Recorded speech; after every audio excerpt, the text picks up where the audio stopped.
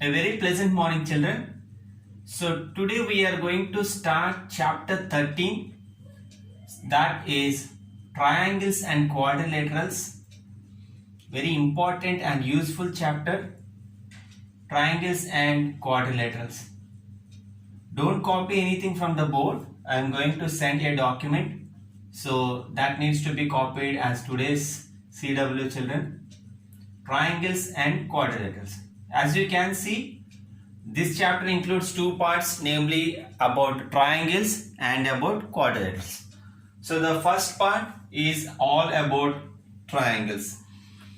So let us see some properties and the types of triangles in this class. So let us start with triangles.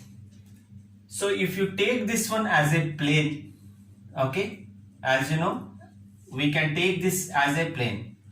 On this plane, if you take 3 points at 3 different areas, so if we join these 3 points, we are going to get a triangle. Okay, that means triangle is not possible when you take 3 points on a straight line. Hope you got the point, because when the points are there in straight line, we cannot develop or form a triangle. The condition is that in order to form a triangle, the 3 lines should be not on a straight line. That's the first point which we have to keep in mind. Okay. And the other thing is,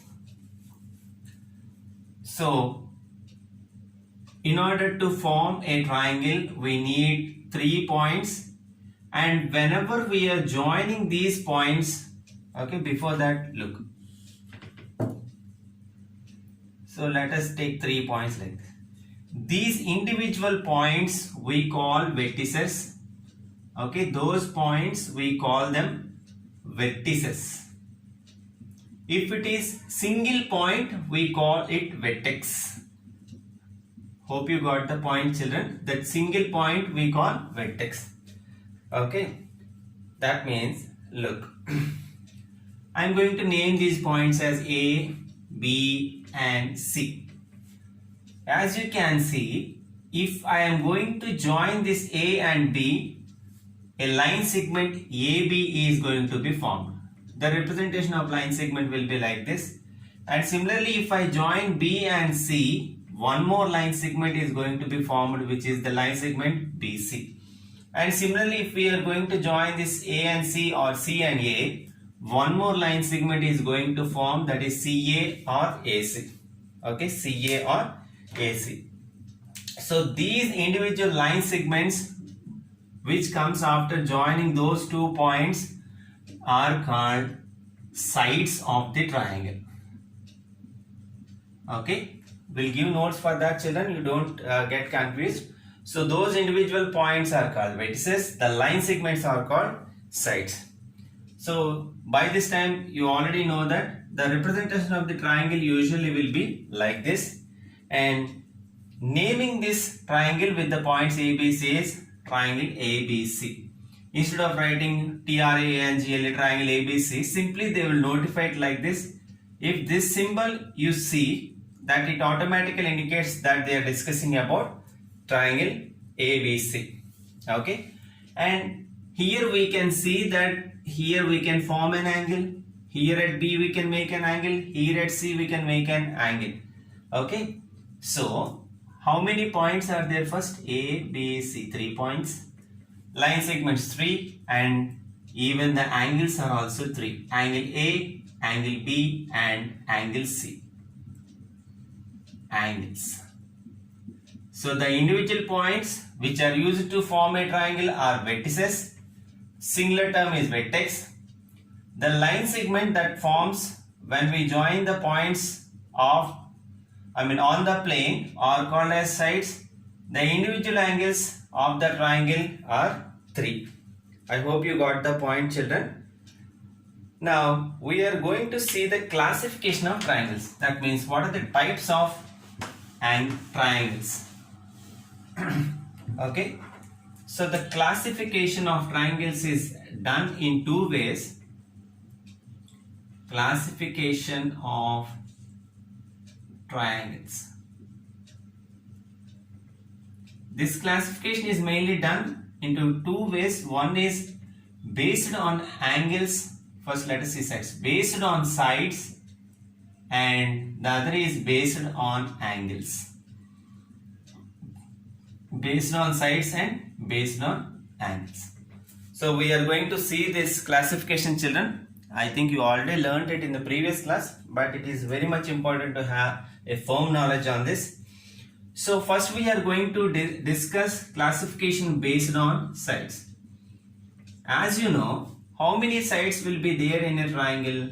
Total 3 sides. Okay, 3 sides. If these 3 sides are going to be equal, that means length of these sides is going to be equal. Such triangle we call equilateral triangle. Equilateral triangle. The name itself clearly indicates equilateral triangle. Sides, okay, when the sides are equal, what exactly it means is, so if you take a triangle like this,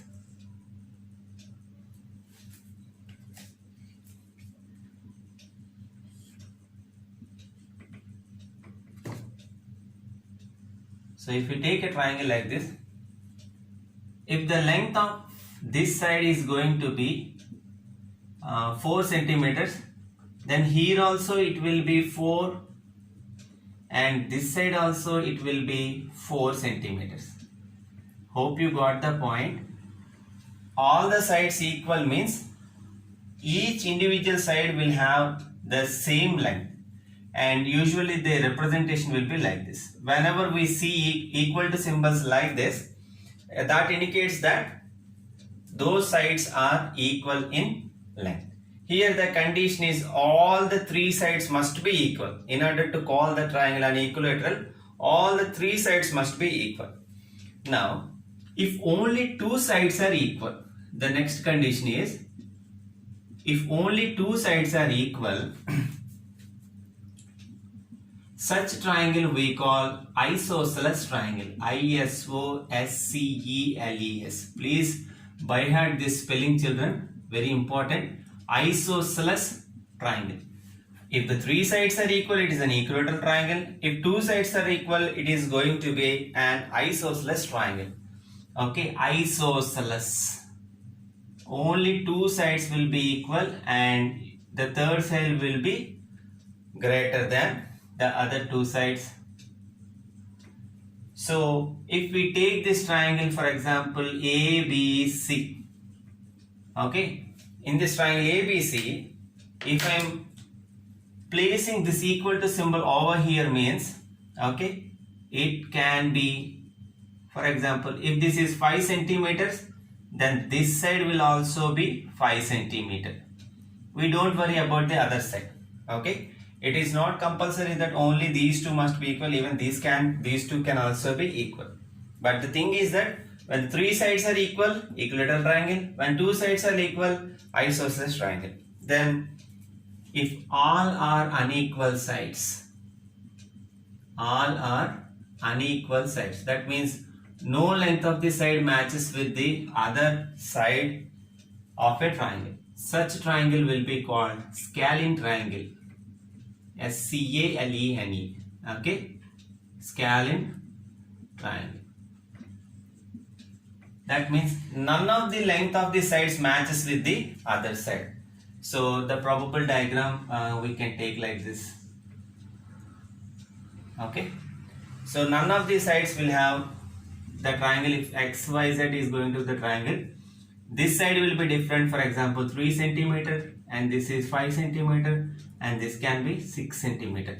Okay, so if 3 sides are equal, equilateral. If 2 sides are equal, isosceles. And if none of the sides are equal, it is called scalene triangle. So triangles are classified based on the sides and angles. Again, the sides are classified, or the types of the triangles based on sides is 3 types are there.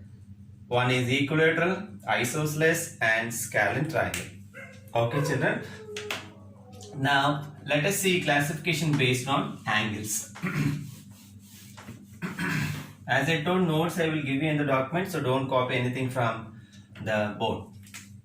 So the next classification based on angles. Based on angles. So just like the sides, how many angles will be there in a triangle? As we can see, there are 3 angles. Okay, if all the 3 angles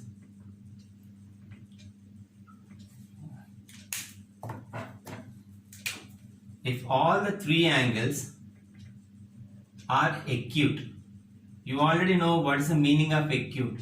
Acute means the respective angle will always be less than 90 degrees. If all the angles of a triangle are going to be acute, that means all less than 90 degrees, such figure we call acute angle triangle. Okay, if we measure the respective angles using protractor, they will definitely going to be less than 90. Such triangle we call acute angle triangle. Acute angle triangle. Some people call acute angle triangle. Both are same, and as we discussed, the representation of the triangle will be like this, or sometimes some people put LE over the top of the triangle. Both are correct. So whatever it is, if all the 3 angles are less than 90 degrees of a given triangle, such triangle we call acute angle triangle. Okay. The other one is if only one angle. Okay, if one angle of the given triangle is greater than 90 degrees, that is more than 90 degree, such triangle we call obtuse triangle. Usually the figure will come like this, because more than 90 means straight line, it will fall down like this. Okay, such triangles we call obtuse triangles or obtuse angle triangle. Obtuse triangle or obtuse angle triangle or obtuse angle triangle. See, here 3 angles must be acute. Here one angle can be greater than 90 degrees in order to call obtuse triangle. Looking at the figure itself, we must be able to decide, children. Okay, because look, 90 degrees when we check in the protractor, it will be like this. So this angle is falling down or going to be greater than 90. Such angles we call obtuse angles, and hence the triangle is obtuse triangle. Okay, and the last and the final one, if one angle is equal to 90 degrees. Okay, first all the 3 angles are less than 90. Second, one angle is greater than 90. If one angle is going to be equal to 90 degree, the figure will come like this. Okay, usually 90 degrees will show up like this, children, whereas the other angles usually be curved. This is just a line segment based right angle triangle. Right triangle or right angle triangle or right angle triangle. Whatever it is, right triangle, obtuse triangle, acute triangle. Obtuse means greater than 90. Right angle means perfectly 90 degrees. Okay. One of the angles is going to be exactly 90 degrees. Such triangle we call right angle triangle or right triangle. So these are the things which help us to carry on with the exercises, children. I am going to send the document for the CW. You copy that thing by keeping the heading in a fresh page. You already know this. In a fresh page, you write. I will send the document. You copy from the document. That's all for today, children. Have a great day.